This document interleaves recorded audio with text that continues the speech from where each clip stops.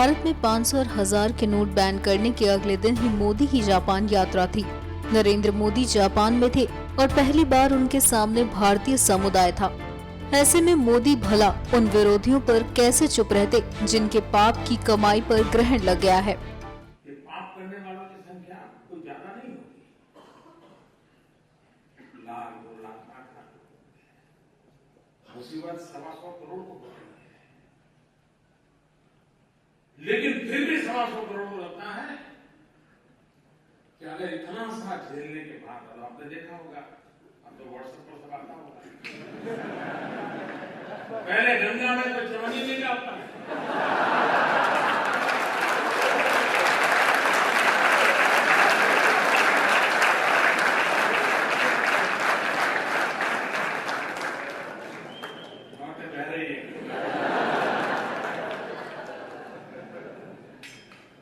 जिन्होंने पैसे दबा के रखे हुए हैं उन सबको मोदी ने धमकाया भी और जमकर कहा कि ऐसा नहीं है कि पैसा जिन्होंने दबाया है वो 30 दिसंबर के बाद बच जाएंगे, उनके लिए फिर से स्कीम आएगी। अच्छा, ऐसा नहीं कि हमने रातों रात किया है। हमने पहले एक स्कीम निकाली कि भाई आप इतना दंड देकर के जितना दे सकते हो दे दीजिए। तो करीब 67,000 करोड़ रुपए आए। तब भी कुछ लोग तो कहते थे कि मोदी फेल हो गए, मोदी का कुछ नहीं हुआ, लेकिन आखिर भी आंकड़ा आया तो अब वो बोलते ही नहीं। और पिछले 2 साल में इस प्रकार के अलग अलग जो प्रयास किए, करीब करीब 1.25 लाख करोड़ रुपया वापिस आया। 1.25 लाख करोड़ रुपया।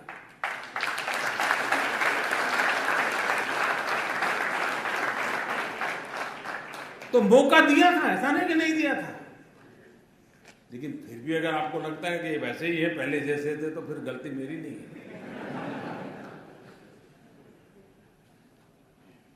और इसलिए और जो लोग अब 30 दिसंबर तक उनके पास समय है, और 30 दिसंबर तक कोई तकलीफ के बिना सारा कारोबार, हाँ जल्दबाजी करेंगे तो थोड़ी तकलीफ हो सकती है, लेकिन 30 दिसंबर तक कोई मुश्किल नहीं होगा। 125 करोड़ देशवासियों का उनके हक की चीजें मिल जाएगी। लेकिन कुछ लोग सोचते होंगे कि 30 दिसंबर के बाद, तो मैं आज फिर से यहां ऐलान करना चाहूंगा कि ये स्कीम पूरी होने के बाद दूसरा कुछ आपको ठिकाने लगाने के लिए नहीं आएगा, इसकी गारंटी नहीं है। 500 और 1000 के नोट को बैन करने के बाद पहली बार जापान से मोदी ब्लैक मनी पर बोल रहे थे और हाव भाव देखकर आप मोदी के दंग रह जाएंगे कि कैसे मोदी ने काले धन वालों की बोलती बंद कर दी है। अभी अभी का मेरा ताजा अनुभव है।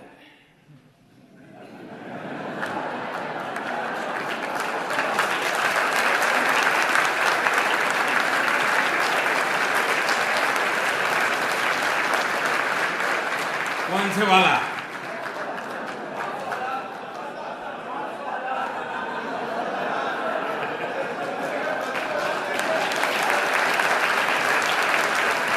आपको भी पता है कि अचानक 8 तारीख को रात को 8 बजे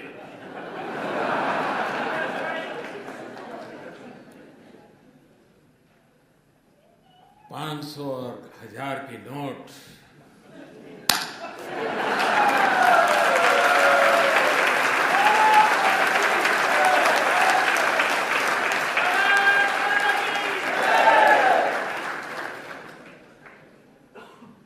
मैं 125 करोड़ देशवासियों को नमन करता हूं, सलाम करता हूं।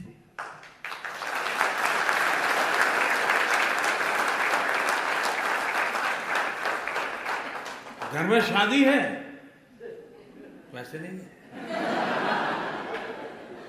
मां बीमार है, 1000 के नोटों का थप्पा है, लेकिन मुश्किल है। इन सब के बावजूद भी तकलीफ है, ये पता है, खुद को है पता है, अड़ोस पड़ोस को है पता है, उसके बावजूद भी लोग मुंह में उंगली डाल डाल करके पूछवाते थे, मोदी को कुछ बोलो, कुछ मोदी के खिलाफ बोलो। ऐसा भी चल रहा है। लेकिन मैं देश के लोगों को सौ सौ सलाम करता हूं।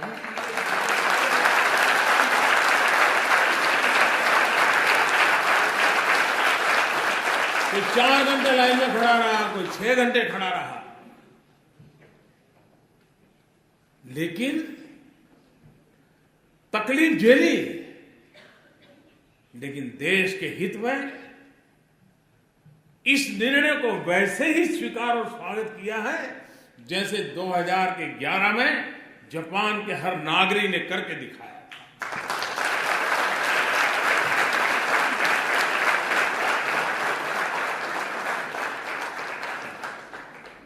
कुछ स्थान पर तो लोग 5-5 घंटे खड़े थे और अचानक एटीएम काम करना बंद कर दिया, तो भी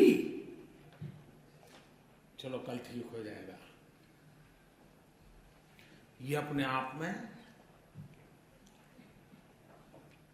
देश के उज्जवल भविष्य की निशानी है, उज्जवल भविष्य की निशानी है। ये ठीक है कि पाप करने वालों की संख्या कोई ज्यादा नहीं होगी, 1 लाख 2 लाख 5 लाख लोग होंगे, मुसीबत 125 करोड़ को हो रही है,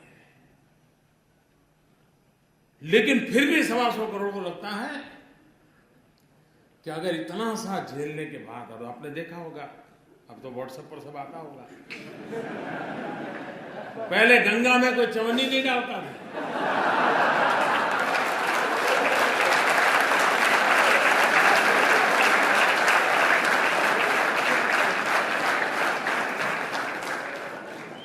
नौटे बह रही है गंगा।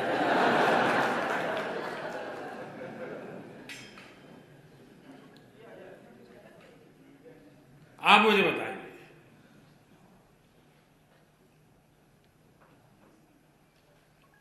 ये चोरी का माल निकलना चाहिए नहीं निकलना चाहिए? सामान्य मानवी को शिकायत ये होती है कि आप एक को फायदा हो दूसरे को नुकसान हो, उसको लगता है भाई कानून सबके 500 की नोट गई, सबकी 1000 की नोट गई, मोदी की भी 1000 की नोट अब बाजार में चलने वाली नहीं है, तो लोग कहते भाई ये बढ़िया है। ऐसा होना है, हर एक के लिए समान उसका असर है। और इस कारण, इस निर्णय से मुझे भी पता नहीं था कि मुझे ऐसे आशीर्वाद मिलेंगे, जिस आशीर्वाद के शायद मैं जब सोच रहा था कि ये करूंगा तो क्या क्या तकलीफ आएगी, क्या क्या फायदा होगा, वो तो मैं सोचा ही नहीं था। मैं दिमाग खपा रहा था कैसे करूं कैसे, और अच्छा ये काम ऐसा था कि लोगों से बता भी नहीं सकता था, अचानक करना पड़े, वरना तो खेल खत्म। जो लोग इतना जमा कर सकते हैं वो अपनी जगह भी कर सकते हैं, तो इसलिए इसको सीक्रेट रखना भी जरूरी था। तो मैं सोच रहा था ये तकलीफ होगी, ये तकलीफ होगी, ये मुश्किल होगा, तो हमारी छोटी सी टीम थी, बैठ करके रास्ते खोद रहे थे, लेकिन मैंने ये नहीं सोचा था उसमें से मुझे कोई आशीर्वाद भी मिलेंगे। जब लोगों को पता चला कि किसी गृहिणी के, कि हर महिला सब्जी लेने जाती है थोड़ा बचा लेती है, साड़ी के पल्लू में बांध के रखती है, घर में सब खाली हुआ, मुसीबत है वो निकाल के दे देगी, लो जाओ जाओ ले जाओ। हमारे देश में महिला कुछ न कुछ बचा के रखती है, और ईमानदारी का होता है, कोई बेईमानी का पैसा नहीं होता है। जब हमने कह दिया कि अगर किसी गृहिणी का 2.5 लाख रुपया अगर वो बैंक में जमा कर देगी, तो सरकार उसको नहीं पूछेगी कि ये 2.5 लाख रुपए कहां से आए थे।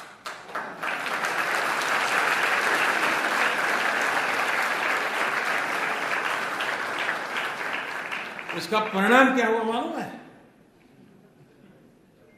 कई बेटे और बहुएं भी जो वृद्धाश्रम में मां को रख के आए थे, उन्होंने 2.5 लाख रुपए जमा करा दिया मां के खाते में।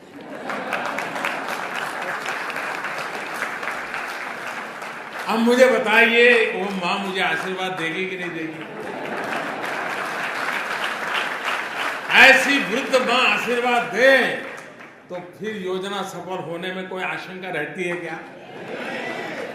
भाइयों बहनों, ये बहुत बड़ा स्वच्छता का अभियान है। ये किसी को परेशान करने के लिए नहीं है। तकलीफ हुई है, तकलीफ तो होती, मुझे भी अंदाज, मैंने पहले दिन भी कहा, जब 8 तारीख को मैंने राष्ट्र के नाम संबोधन किया तब भी कहा कि इतना बड़ा देश है, 50 दिन दिए हैं, जल्दबाजी करने की जरूरत नहीं। 50 दिन दिए हैं, जाकर के अपने जो ईमानदारी के हक के पैसे हैं वो जमा कराएं, बदले में उनको खाते में पैसे आ जाएंगे। लेकिन मैं इस बात को स्पष्ट मानता हूं, बिना हिसाब का अगर कुछ आया हाथ तो उसका देश आजाद हुआ तब से आज तक का हिसाब चेक करने वाला हूं।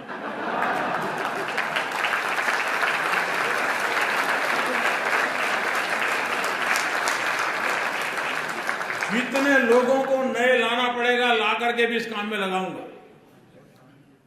हाँ, ईमानदारी का है, उसका जय जयकार, उसको कोई प्रॉब्लम नहीं हमारे। लेकिन इस प्रकार से किसी ने जमा किया और वो सोचता होगा कि आज बैंक में रख दूंगा फिर देख लूंगा, कोई बचने वाला नहीं है। और जो लोग मुझे जानते हैं वो कुछ समझदार भी है, तो उनको लगता है यार बैंक में जाने के बजाय गंगा जी में जाना अच्छा है। पैसे मिले या न मिले, पुण्य तो मिल जाएगा। और इसलिए